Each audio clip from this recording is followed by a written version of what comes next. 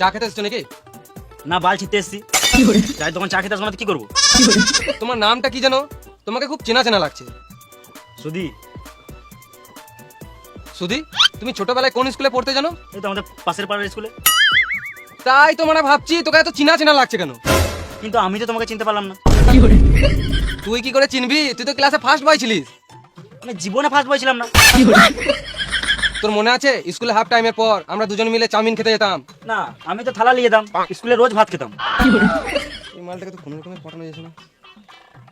তোর মনে আছে স্কুলে সপ্তাহে একদিন ডিম ভাত দিত? হ্যাঁ, দিত দিত দিত।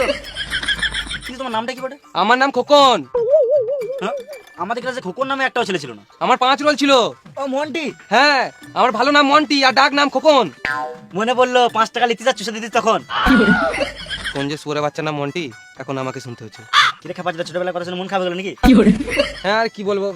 এলে সিগারেট। আমি সিগারেট খাই না। তোকে সিগারেট কে খেতে বলেছে? সিগারেটটা টান। বে, অত করে দিছিস তখন দিয়ে খাই।